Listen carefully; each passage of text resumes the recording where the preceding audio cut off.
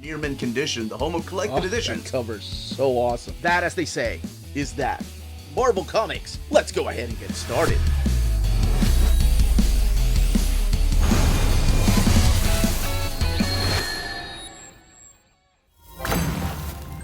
How's it going, all you minties? Uncanny Omar here from Near Mint Condition, the home of collected editions. And join me today for your advanced look at all of these collected editions coming out from Marvel Comics this week. So let's go ahead and get started.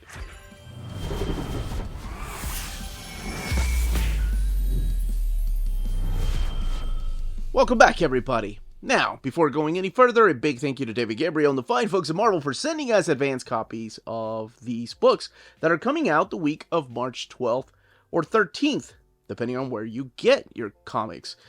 Interesting enough, no epic collections. However, we do have a big, thick book here that could be an epic. One day, it might be a modern epic.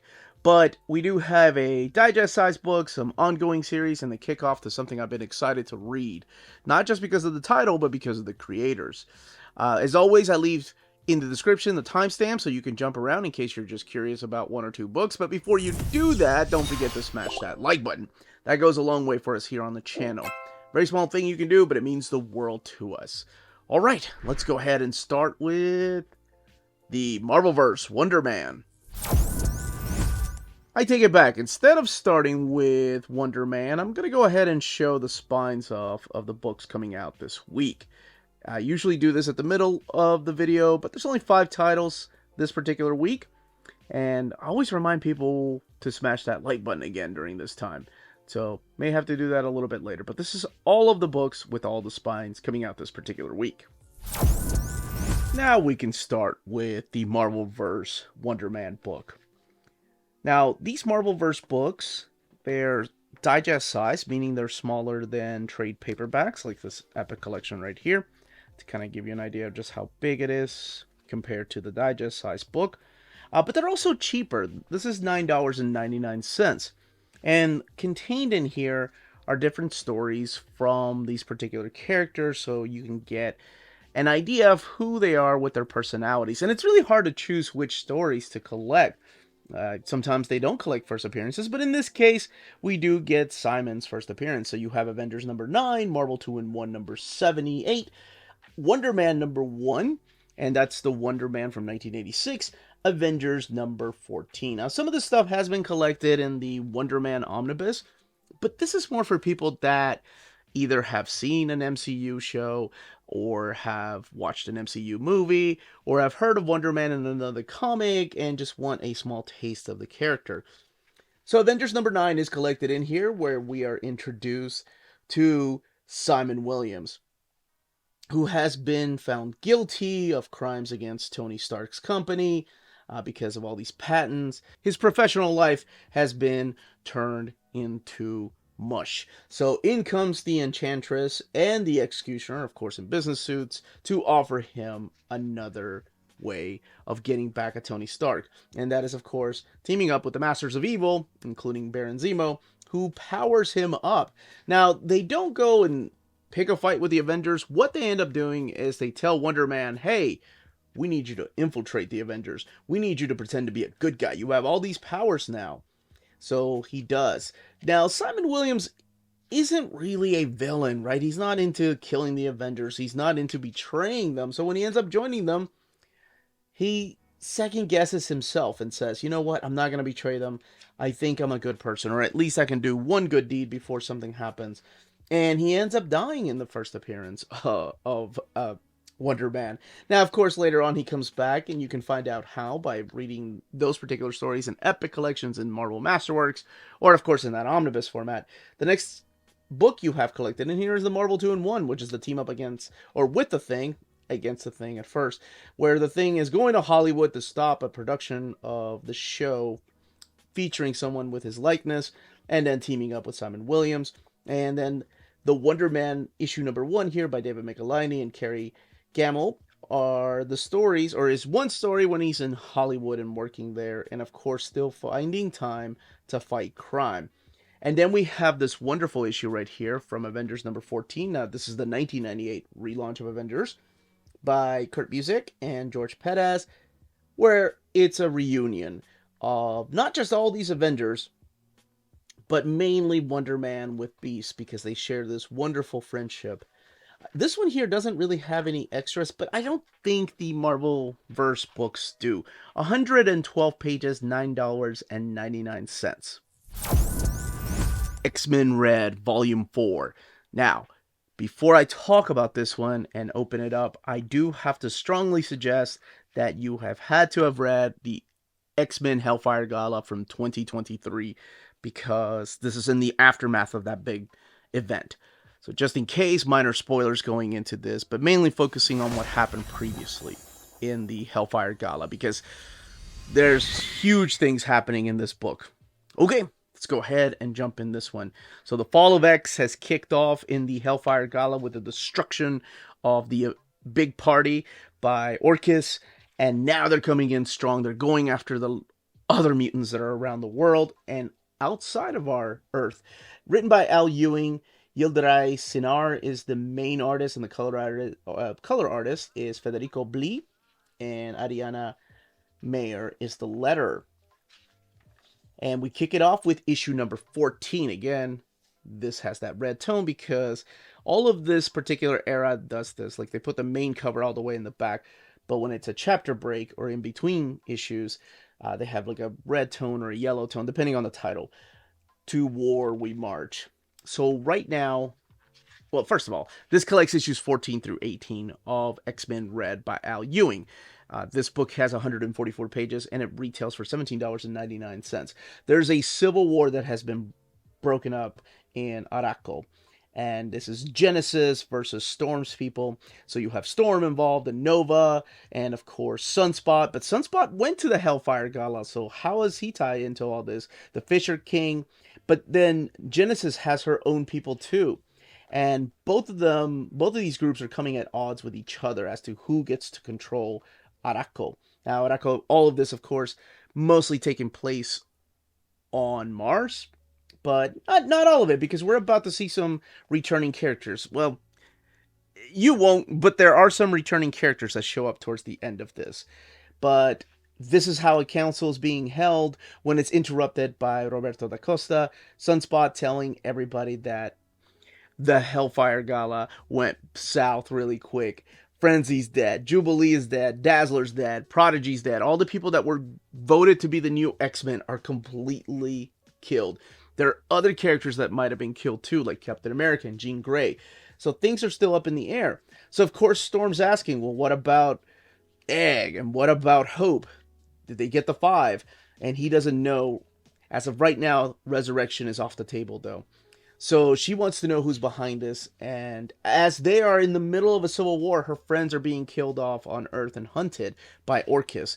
So something really interesting happens here where she leaves the group for a while.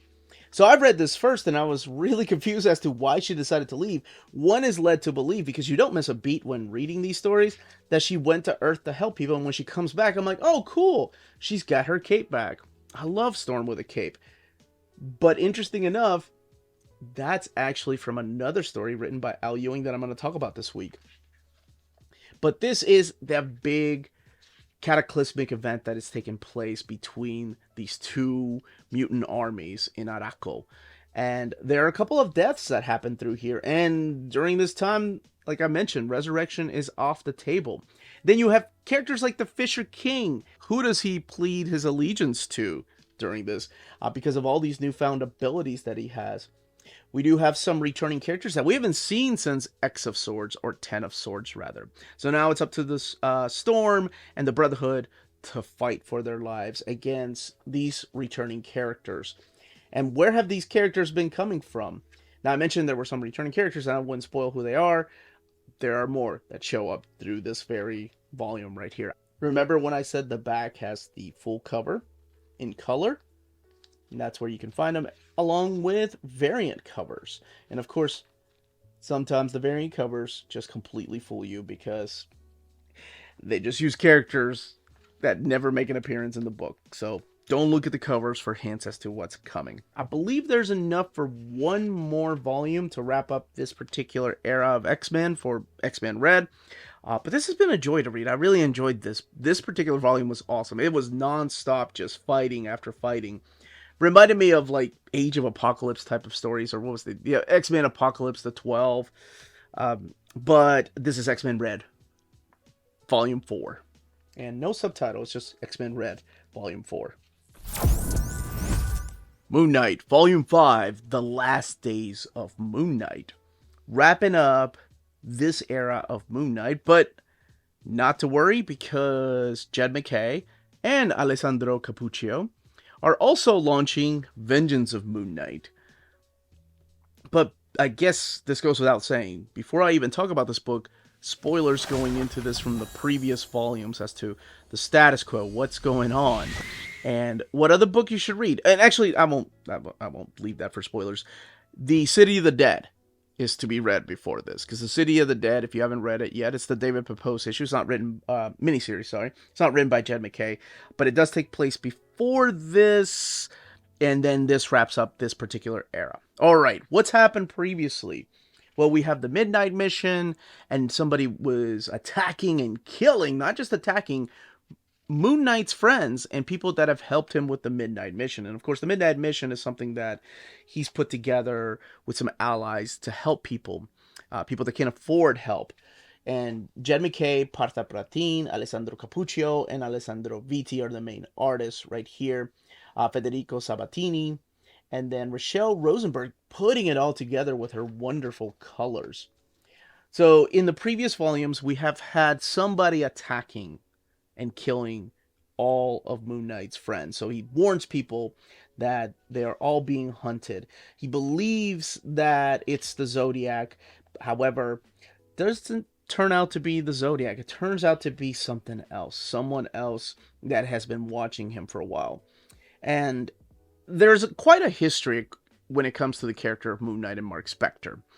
And it does give you more of a payoff if you know some of these characters, but some of them are created just for this series. So even the twists and turns will mean a lot to you if you've just been reading the Jed MacKay series.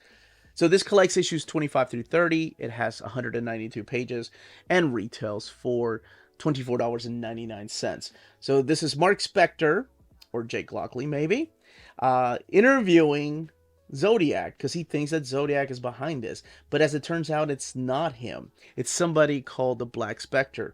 Now, Black Spectre brings back a lot of memories for the character of Mark Spector. And you get to find out the ties behind them, or between them, here soon. Now, 8-Ball visits the Midnight mission asking for help, and Moon Knight agrees to go with him. And it's all a setup. And 8-Ball decides that, you know, he'd rather live than help out Moon Knight, so he betrays Moon Knight, takes off running, and here comes the attack by the Black Spectre on not just Moon Knight, but the Midnight Mission. So Hunter's Moon, Reese, Soldier, and of course Tigra all get involved in this. This is such an awesome payoff to everything that Jed MacKay has been building. We get a flashback here of these group of mercenaries years ago in the Republic of Egypt. Now, we got to meet this young lady, Layla, in the pages of the City of the Dead, but also if you're familiar with the Moon Knight TV show. Mark Spector, Jean-Paul Duchamp, who of course, Frenchie, his sidekick, his buddy for years, and then Dr. Robert Plesko right here. And this flashback works as a little bit of a retcon to a story, but what I mean by that is that they go back to something in Mark Spector's past, but now adding characters. But the way that Jed MacKay is adding these 3 characters into this particular story actually works, because we never got to see different parts of this flashback in previous issues of Moon Knight. So it's really cool, and this actually works. And what their mission is, you can find out for yourself. But we keep going back and forth. Black Spectre ends up infiltrating the prison, the Myrmidon prison, where he gets Zodiac to help him out and starts recruiting some prisoners to break out of there to go after Moon Knight. So Black Spectre isn't coming alone. So this issue right here, issue 25, is a huge anniversary issue. And I thought they were keeping all the covers in the back, but no, it's just a big, almost like triple size anniversary issue. You get to find out a little bit more about Layla and who she is. Now, the next issue, and that's the last I will talk about this because I want people to enjoy this for what it is. We get to see what's going on with Hunter's Moon. So Hunter's Moon is still working with Dr. Andrea Sturman. And I love the fact that McKay brought him back. But actually, I guess it was in the pages of Jason Aaron's Avengers. She was a character that first appeared in Baby Nicias Nomad. But now she's working as a psychiatrist. But not just for Moon Knight, but also Hunter's Moon. And for the first time, we get to find out Hunter's real name. Which is so cool because we don't really know a lot about him. We just know that he's the other fist of Khonshu because Khonshu has two fists. He has Moon Knight and he has Hunter's Moon. So it's really cool to see him open up. I love his relationship with the subterranean folks down here. And now the Midnight Mission is being attacked. So this all becomes a game of survival. And who will make it and who won't make it to Vengeance of Moon Knight.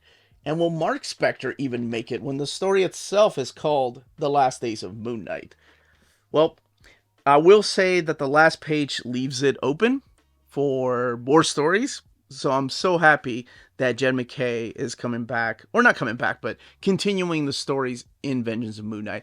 And I can see why this is a closing chapter and why there's a omnibus of this stuff coming out. And people were wondering, why isn't Vengeance of Moon Knight collected in there? Because I can see the build up to that being a different type of story. 192 pages, $24.99, and that is Moon Knight, Volume 5, The Last Days of Moon Knight. Immortal Thor, Volume 1, All Weather Turns to Storm. So, I read this a couple of weeks ago. I usually get the Marvel trades about a month before they come out.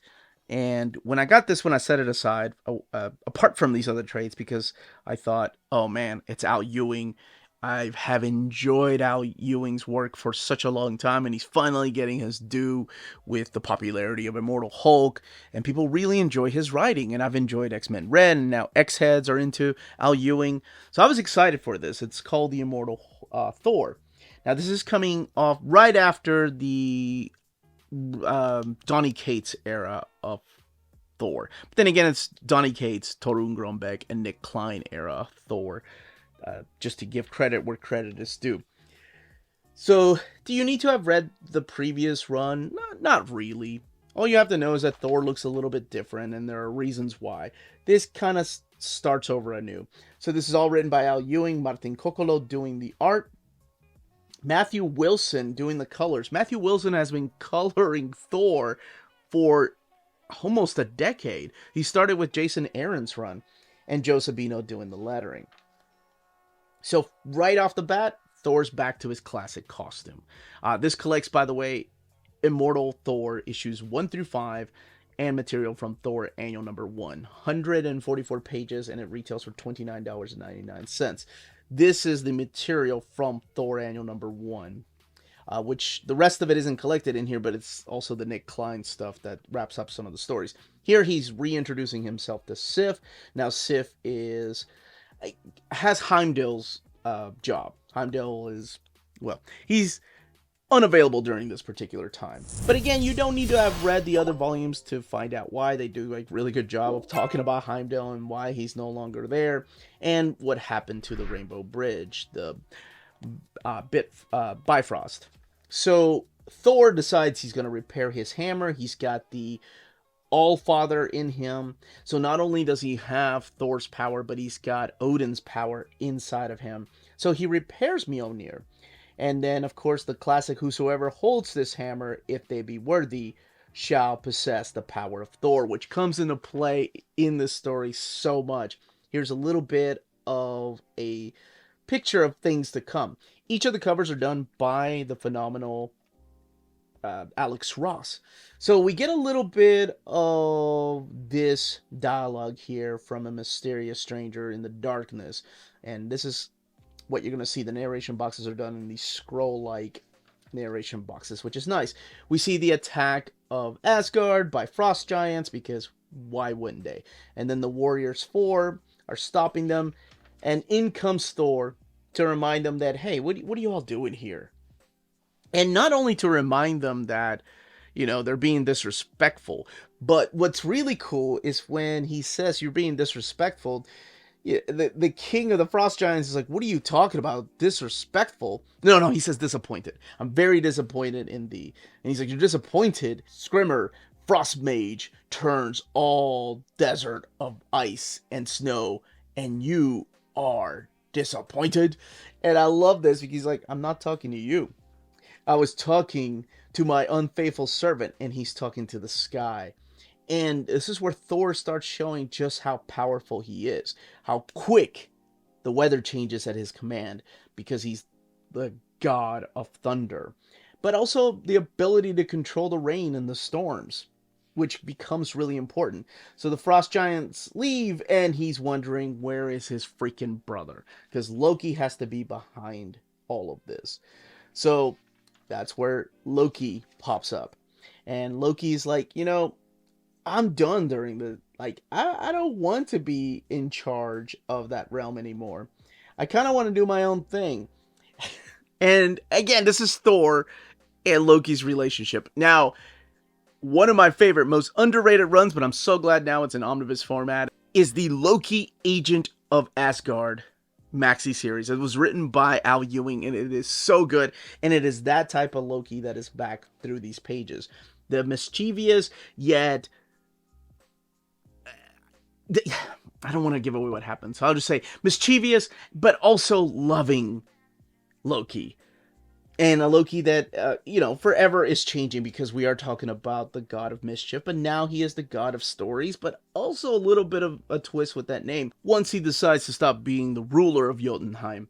So Loki goes through another change now, leaves Thor, but this is when things get really interesting. He leaves him a present, and it is the Bifrost. So the Bifrost comes back.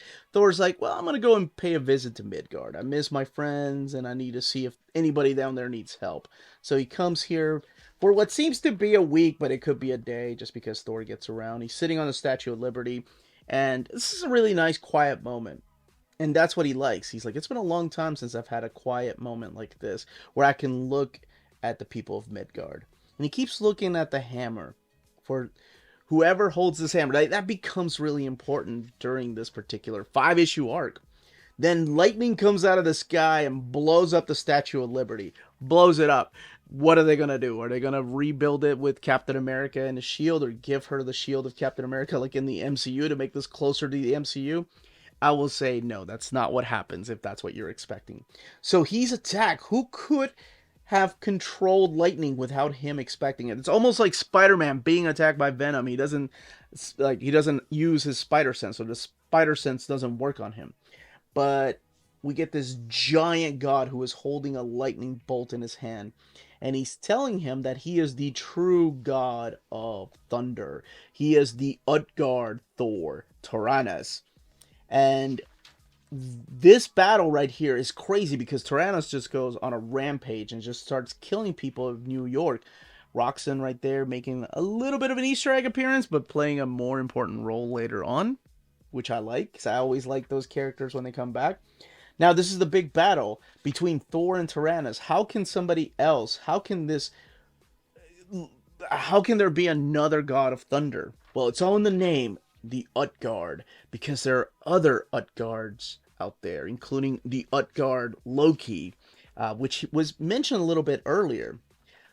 So Thor, with all his power, decides to use not just his, but his father's power to defeat this evil. Or is he evil?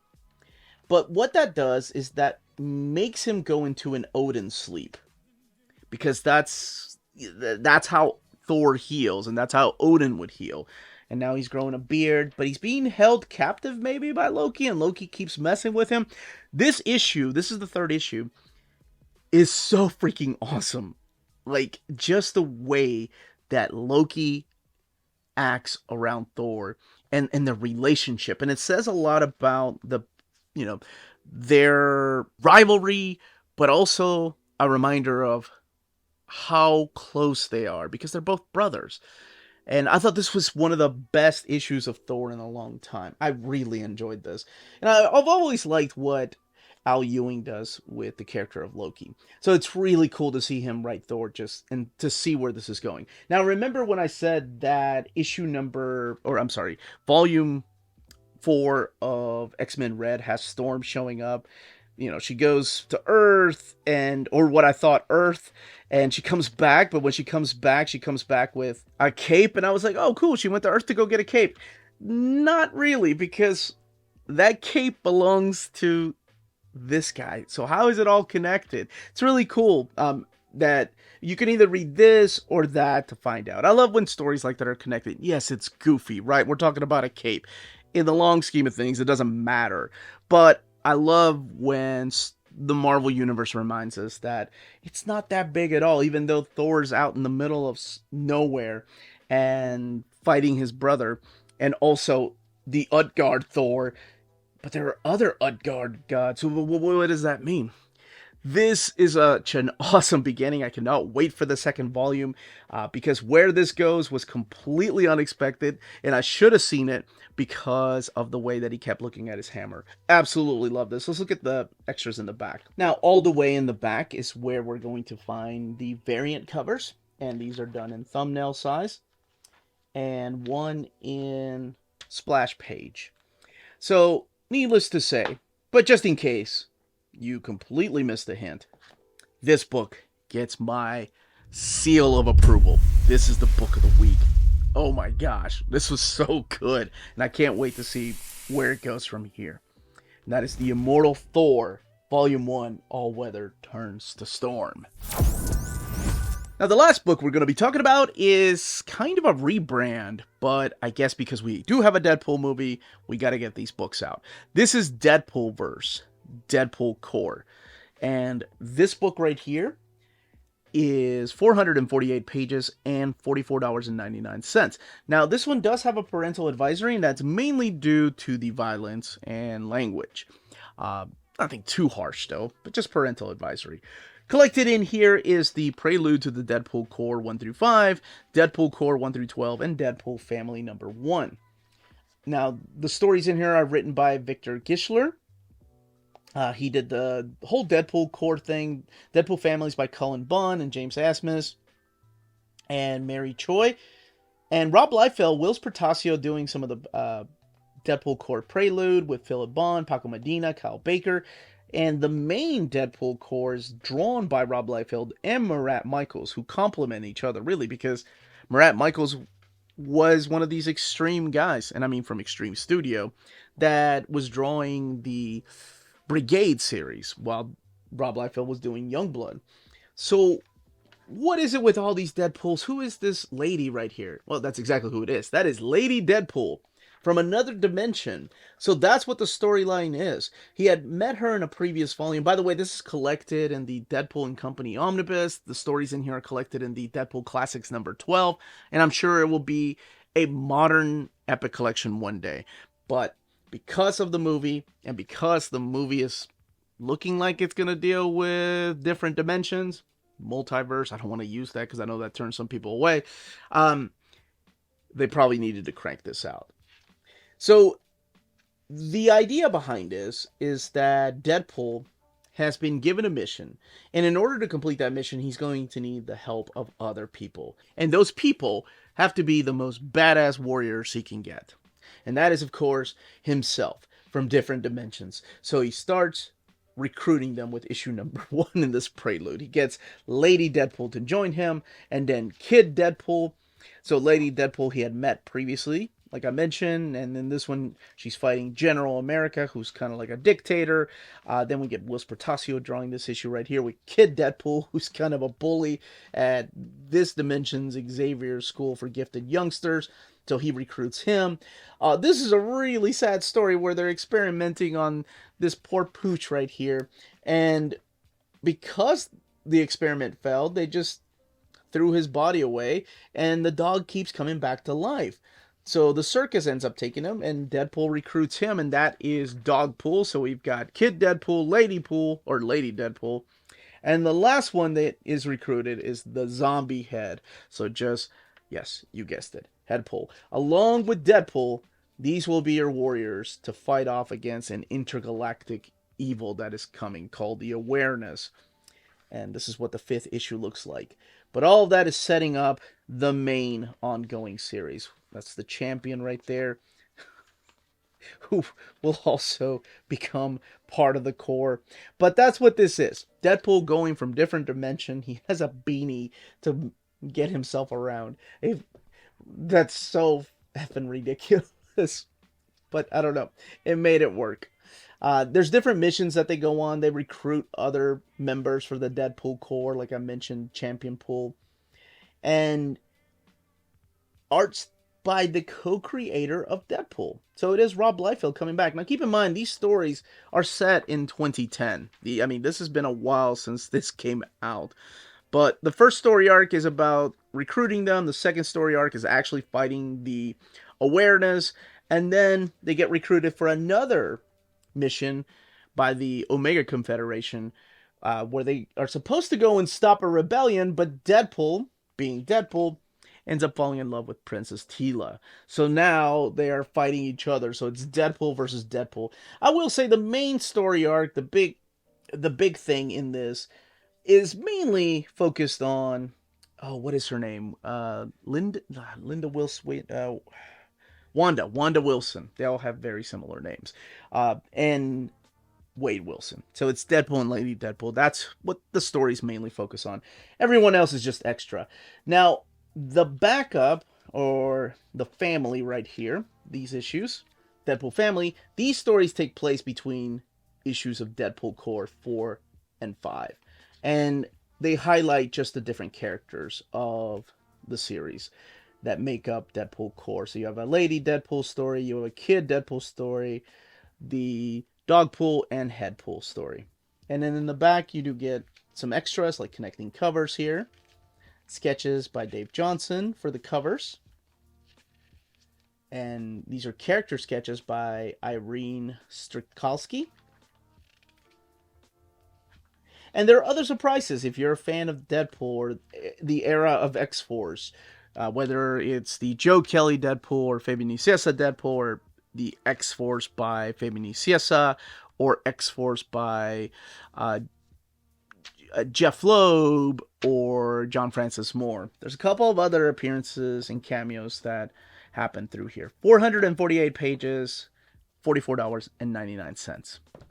And that, as they say, is that. If you're interested in purchasing any of these books, don't forget to check out our sponsor, cheapgraphicnovels.com, your online home for graphic novels and collected editions up to 50% off cover price. They have excellent shipping and prompt and helpful service. Check out their bargain deals for up to 90% off cover price. And don't forget that CGN also takes pre-orders. That way you don't miss out on the hottest releases. And they are currently running a special promotion for you Minties. If you're a first-time customer, after receiving your order confirmation email, reply back to that email and let them know Near Mint Condition sent you their way. They will then apply a free shipping promotional credit to your next order in the US. Cheap Graphic Novels, your source for the hottest books with the kind of deep discount, quality shipping, and customer service that will keep you coming back for more. And that was the content and page count of these titles.